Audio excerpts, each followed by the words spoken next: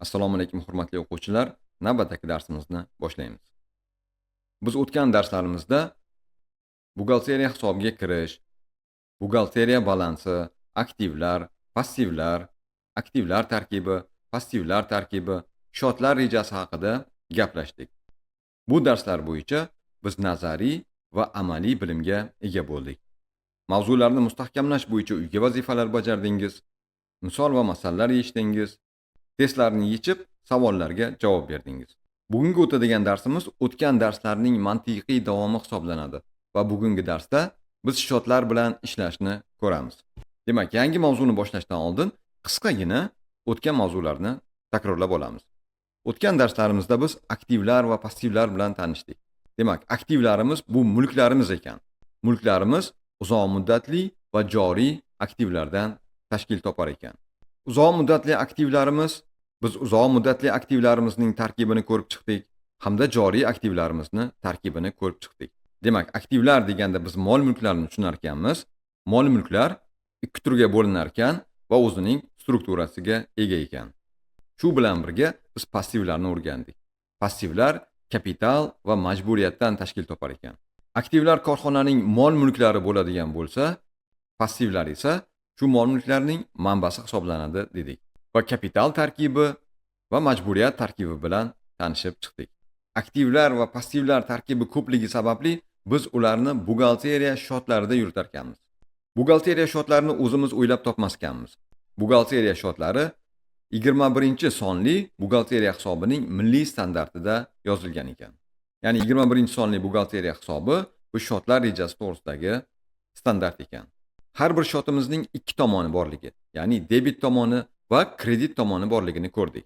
Hamda aktiv shotlar, mol-mulkimizni hisoblarini yurituvchi shotlar, ular 0-shotdan 59-shotgacha bo'lgan shotlarni o'z ichiga olar ekan va 0-shotdan 09-shotlargacha bo'lgan shotlar uzoq muddatli aktivlarimizni hisobini, 10-shotdan 59-shotgacha bo'lgan shotlarimiz bu joriy aktivlarimizni hisobini yurituvchi shotlar ekan dedik. Passivlarimiz ham ikki qismdan iborat dedik.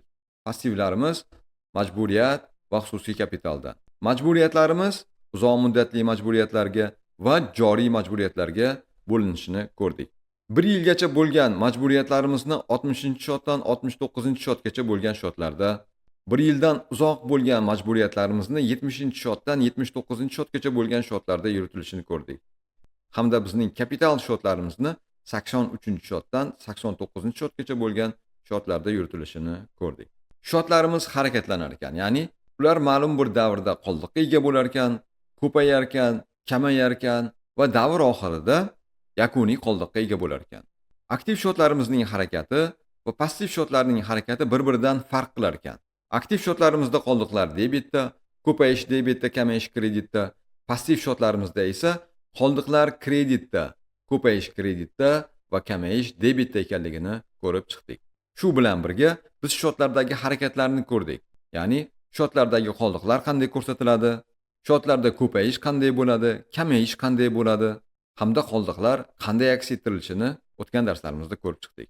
Demak, shotlar rejasida bizning aktiv shotlarimiz, passiv shotlarimiz, kontraktiv shotlarimiz, kontrpassiv shotlarimiz, tranzit shotlarimiz va balansdan tashqari shotlarimiz bor dedik. Hozircha biz aktiv, passiv, kontraktiv va kontrpassiv shotlar bilan ishlaymiz.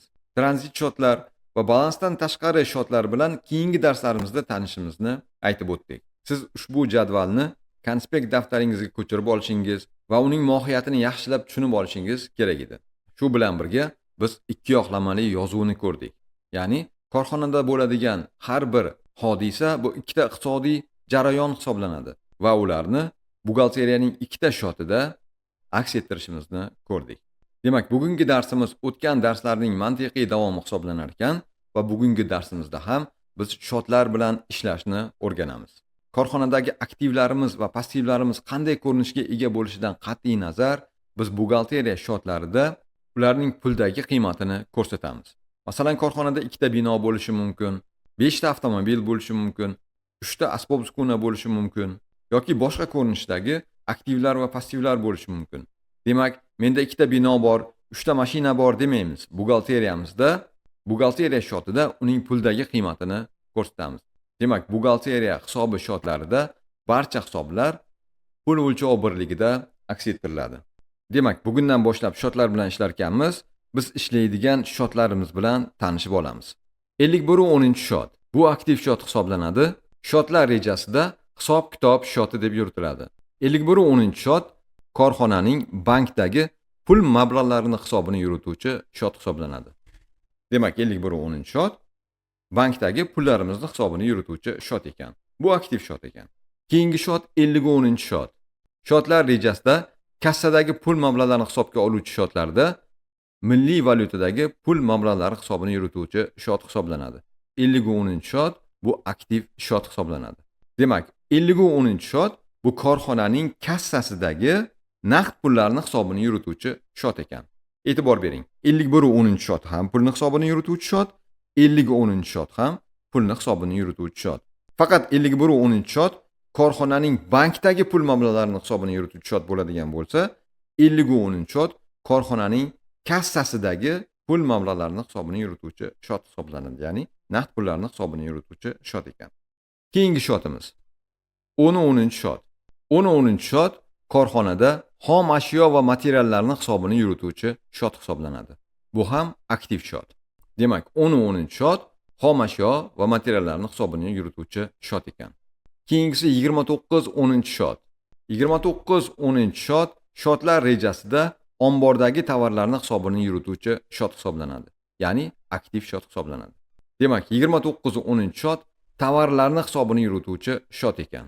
10-10 shot xom ashyoni hisobini yurituvchi shot, 29-10 shot tovarlarni hisobini yurituvchi shot ekan. Biz keyingi darslarimizda tovar bilan xom ashyoni farqini tushunib olamiz. Keyingi shotimiz 43-10 shot. 43-10 shot 43-10 shot tovar moddiy qiymatliklari uchun mol yetkazib beruvchilarga va pudratchilarga berilgan bo'naklar deb yuritiladi. Bu aktiv shot. Demak, 43-10 shot bu bo'nak shot deyildi, ya'ni bu avans shot deyiladi. Korxona shartnomaga asosan tovarlar yoki xizmatlar uchun kimgadir oldindan pul o'tkazib beradigan bo'lsa, biz kimgadir avans bergan bo'lamiz. Demak, bergan avansimizni hisobini 43-10 shotda yuritar ekanmiz. 43-10 shot ham aktiv shot ekan. Keyingi shotimiz 60-10 shot. 60-10 shot shotlar rejasida mol yetkazib beruvchilar va pudratchilarga to'lanadigan shotlar deb yuritiladi. Bu passiv shot. Demak, 60-10 shot bu mol yetkazib beruvchilarga bo'lgan qarzlarimizni hisobini yurituvchi shot ekan. Ya'ni biz tovar olamiz, xizmat olamiz, ish olamiz. Nimalardir olgan vaqtimizda bizning qarzimiz yuzaga keladi. Shu qarzlarimizni hisobini yurituvchi shot ekan. Demak, 60-10 shot olgan tovarlarimiz, xom ashyolarimiz yoki olgan ishlarimiz, olgan xizmatlarimiz uchun qarzimizni hisobini yuritadigan shot ekan. Keyingi shotimiz 63-10 shot. Shotlar rejasida bu xaridorlar va buyurtmachilardan olingan bo'naklar deb yuritiladi. Bu passiv shot. Demak, 63-10 shotimiz ham bo'nak shot ekan, ya'ni avans shot ekan.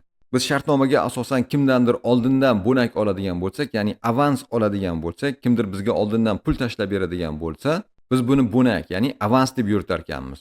Va bo'naklarimizni hisobini 63-10 shotda yuritar ekanmiz. E'tibor bering. 43-10 shot bor, 63-10 shot bor. Ikkalasi ham bo'nak shot. 43-10 shotda biz berganmiz. Kimgadir oldindan avans o'tkazdik. Hali tovar xizmatni olmadik. Bu chiquvchi bo'nak deb yuritiladi, ya'ni chiquvchi avans deyiladi. 63-10 shot bizga kirib kelgan avans, ya'ni kiruvchi avans deyiladi. 63-10 shot bu kiruvchi avans hisoblanadi. Ya'ni biz sotadigan tovarlarimiz, biz ko'rsatadigan xizmatlarimiz uchun bizga oldindan to'langan pullarni hisobini yurituvchi shot ekan. 63-10 shot bu passiv shot ekan. Keyingi shotimiz 01-30 shot. Shotlar rejasida 01-30 shot mashina va asbob uskunalarni hisobini yurituvchi shot hisoblanadi. Bu aktiv shot hisoblanadi.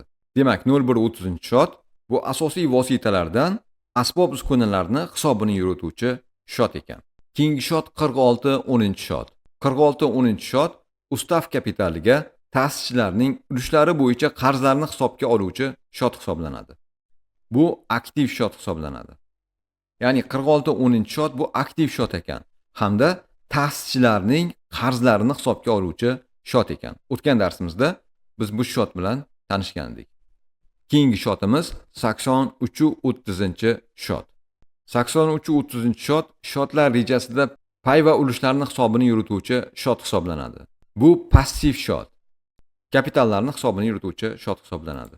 Demak, 83-30-shot bu ustav kapitalni hisobini yurituvchi shot ekan. Darsimizni birpas shu yerda to'xtating. Shotlarni konspekt daftaringizga ko'chiring va qaysi shot nima ekanligini takrorlab mazmunini tushunib oling. Demak, buxgalteriya o'tkazmalari, ya'ni buxgalteriya provodkalarini berishni boshlaymiz. Biz buxgalteriyada har bir bo'ladigan jarayonni ikkita shotda ko'rsatamiz dedik. Va bular jarayonda qatnashuvchi shotlar hamda shotlardagi harakatlarni o'z ichiga oladi. Biz bankdan pul mablag'imizni kassaga olib keladigan bo'lsak, jarayon qanday bo'ladi? Va jarayonda harakat qayerdan boshlanib, qayerda tugaydi? Demak, bankdan pul oladigan bo'lsak, bankdagi pullarimizni hisobini yurituvchi shotlar va bankdan pulni kassaga olib keladigan bo'lsak, kassadagi pullarni hisobini yurituvchi shotlarni ochib olamiz. 51-10-shot bu bankdagi pullarni hisobini yurituvchi shot hisoblanadi. Bu aktiv shot. 50-10-shot kassamizdagi pullarni hisobini yurituvchi shot hisoblanadi. Bu ham aktiv shot. Aktiv shotlarda qoldiqlar debet tomonda yuritiladi. Kassamizda pulimiz bo'lmagan ekan. Demak, kassamizda qoldig'imiz 0 so'mni tashkil etgan. Bank hisob raqamimizda 25 million so'm pulimiz bo'lgan ekan. Biz bilamiz, aktiv shotlardagi qoldiqlar debet tomonida turadi. Bankdan 15 million so'mni oldik deganimizda, biz bankni hisobini yurituvchi shotning kredit tomonida 15 million so'mni yozamiz. Chunki aktiv shotning kamayishi kredit tomonida bo'ladi. Pulni korxona kassasiga olib kelganimizda aktiv shot debet tomonida ko'payadi degan edik. Va 15 million so'm kirib kelgan pulni korxona kassasini hisobga oluvchi 50-10-shotning debet tomonida ko'rsatamiz. Shu bilan jarayon tugadi. Demak, korxonaning bank hisob raqamidan korxona kassasiga pul olib kelinganda 51-10-shotning kreditida va 50-10-shotning debitida yozar ekanmiz. Keyingi provodkamizda korxona xomashyo xarid qildi, ya'ni korxona xomashyo olib keldi. Demak, bunda biz 10-10-shotni, xomashyolarni hisobini yurituvchi shotni hamda 60-10-shotni mol yetkazib beruvchilardan bo'lgan qarzlarning hisobini yurituvchi shotni ochamiz. Esingizda bo'lsin. Siz oldindan pul o'tkazasizmi yo keyin pul o'tkazib tovar yoki xizmatlar olasizmi? Tovar va xizmatlar olingan vaqtda qarzdorlik tan olinadi. Demak, hamma vaqt tovar xarid qildim deganda biz avval qarzdorlikni tan olamiz. Hozirda esa biz xomashyo xarid qilyapmiz. 60-10-shot mol yetkazib beruvchilardan qarzlarni hisobini yurituvchi shot, 10-10-shot bu xomashyolarni hisobini yurituvchi shot. Demak, bizning qoldiqlarimiz bo'lmagan, mol yetkazib beruvchidan qarzimiz ham bo'lmagan, korxonada xomashyo ham bo'lmagan. 5 million so'mlik xomashyoni olib keldik. Harakat qanday bo'ladi? Harakat biz mol yetkazib beruvchi oldiga boramiz, tovarni olamiz, tovar yoki xomashyoni olamiz va korxonaga olib kelamiz. Demak, borib xomashyoni olgan vaqtimizda biz mol yetkazib beruvchi oldida qarzimiz yuzaga keladi va buni 60-10-shotning kredit tomonida aks ettiramiz. 60-10-shot passiv shot, passiv shotlarda ko'payish kredit tomonida bo'ladi. Ya'ni menda 5 million so'mlik qarz yuzaga keldi deb o'tkazma berdik. Xomashyoni olib kelib korxonaga topshiramiz va bizda xomashyo korxonada ko'payadi. 10-10-shot korxonada xomashyolarning hisobini yurituvchi shot. Demak, xomashyo olganimizda biz qarzdorlikni tan olar ekanmiz va korxonada xomashyoni ko'payganini yozar ekanmiz. 60-10 kreditda, 10-10 debitda. Natijada bizda 60-10-shotimizda 5 million so'mlik kredit oborot va 10-10-shotimizda 5 million so'mlik debit oborot yuzaga keldi. Qoldiqlarimiz shotlarda qoldiqlarimizni aks ettiramiz. Keyingi shotda biz tovar olib keldik. Sotish uchun tovar olib keldik. Demak, biz tovar olamizmi, xizmat olamizmi, ish olamizmi, nima olishimizdan qat'iy nazar xarid qilganimizda, ya'ni olganimizda biz qarzdorlikni tan olar ekanmiz. 60-10-shot mol yetkazib beruvchilar oldida qarzimizni hisobini yurituvchi shot ekan. 29-10 shot esa bu bizning sotadigan tovarlarimizni hisobini yurituvchi shot ekan. Demak, korxonamizda mol yetkazib beruvchi oldida qarzimiz ham yo'q ekan, korxonamizda tovarlarimiz ham yo'q ekan. Ya'ni ikkalasi ham 0 ekan. Korxona 5 million so'mlik tovar xarid qildi deganda, xuddi xomashyo xarid qilganimizdek, biz mol yetkazib beruvchi oldida boramiz, tovarni olamiz, korxonaga olib kelib topshiramiz. Bunda ham harakat mol yetkazib beruvchi oldida boshlandi. Demak, birinchi 60-10-shotni kreditlaymiz. 5 million so'mga, ya'ni bizning 5 million so'mlik qarzimiz yuzaga keldi deb yozdik va bu qarz evaziga bizga xomashyo kirib keldi va xomashyoyimizga 29-10-shotimizda 5 million so'm debetda yozamiz. Demak, tovar olganimizda 60-10-shotni debitlar ekanmiz. Ya'ni bizda qarz yuzaga kelganligini o'zimizda aks ettirar ekanmiz. Hamda qarz evaziga tovar kirib kelganligini 29-10-shotning debit tomonida aks ettirdik. Va natijada bizda 5 million so'mlik kredit oborot, 5 million so'mlik debit oborot yuzaga keldi va qoldiqlarni shotlarning tegishli qismida aks ettirdik. Keyingi o'tkazmamizda biz asosiy vosita xarid qilamiz. Ya'ni uskuna xarid qilamiz. Buning uchun uskunani hisobga oluvchi shot va qarzdorlikni hisobga oluvchi shotni o'zimizda yozib olamiz. Aslida uskunani xarid qilishda biz 08-shotlar yoki 07-shotlardan foydalanamiz. Hozircha uskuna xarid qildik deb 08 va 07 shotlarni hisobga olmasdan to'g'ridan-to'g'ri xarid qilamiz. Demak, uskuna xarid qilganimizda uskunani hisobga oluvchi shotni yozamiz va mol yetkazib beruvchi oldidagi qarzimizni hisobga oluvchi shotni yozamiz. Bizda uskunamiz ham 0 ekan, mol yetkazib beruvchi oldidagi qarzimiz ham 0 ekan. 5 million so'mlik uskuna olganimizda harakat yuqorida aytib o'tganimizdek, mol yetkazib beruvchi oldidagi qarzimizning ko'payishi va qarz evaziga bizga uskunaning kirib kelishi bilan yakunlanadi. Demak, bunda kreditda 60-10-shot, debitda 01-30-shotni aks ettirdik. Shotlardagi oborotlar va qoldiqlarni ko'rsatdik. Demak, tovar olamizmi, xizmat olamizmi, ish olamizmi, nima olishimizdan qat'iy nazar, olgan vaqtimizda qarzdorlikni tan olar ekanmiz. Men qarzman degan yozuvni 60-10-shotda yozar ekanmiz.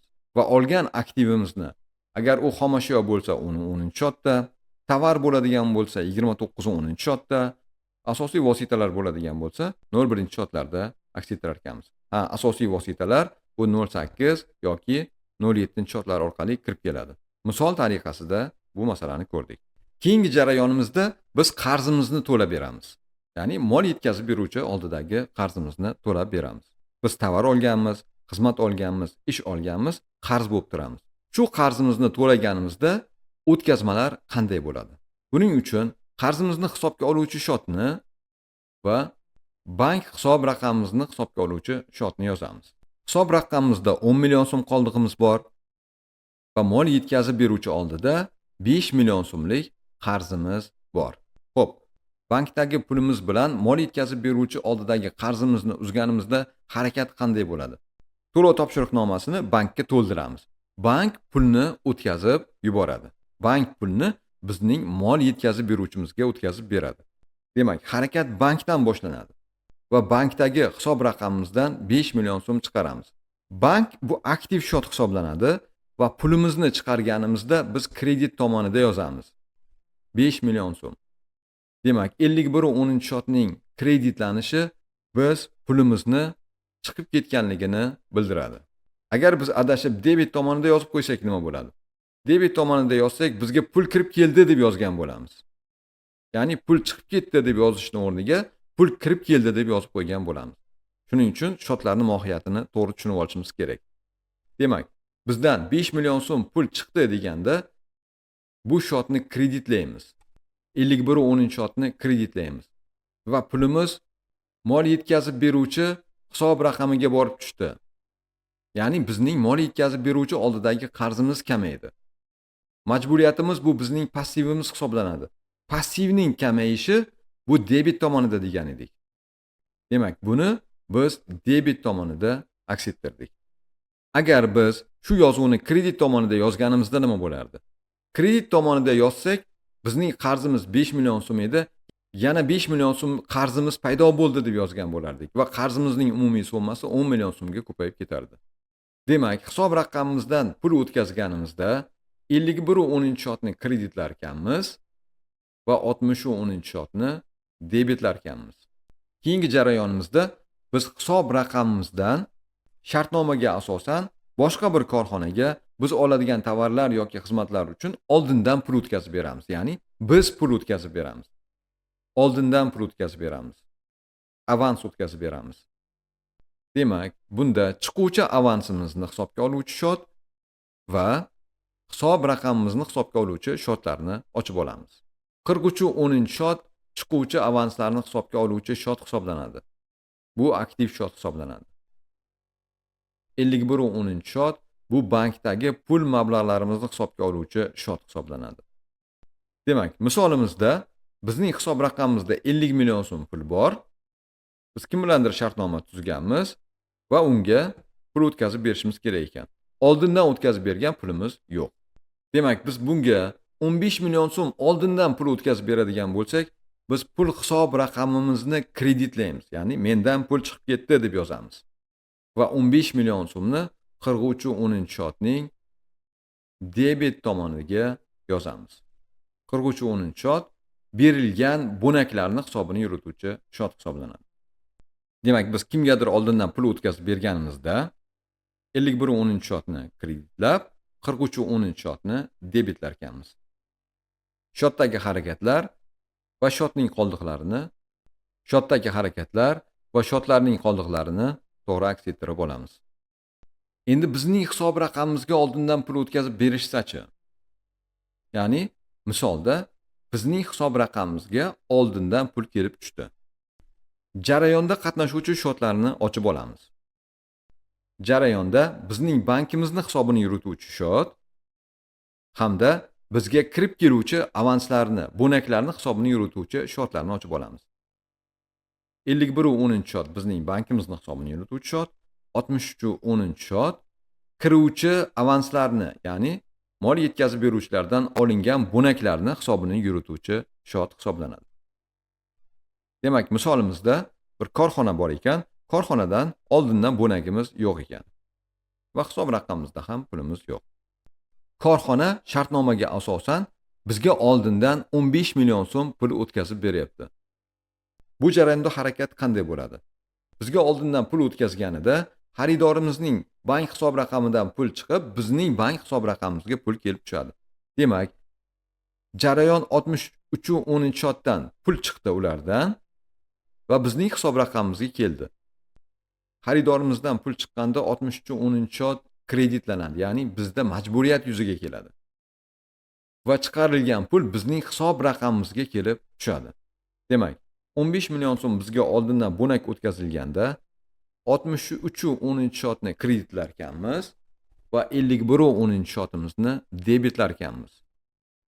Demak, kiruvchi bonaklarni, kiruvchi avanslarni hisobga olinganda 63.10 shot va 51.10 shotlar qatnashar ekan.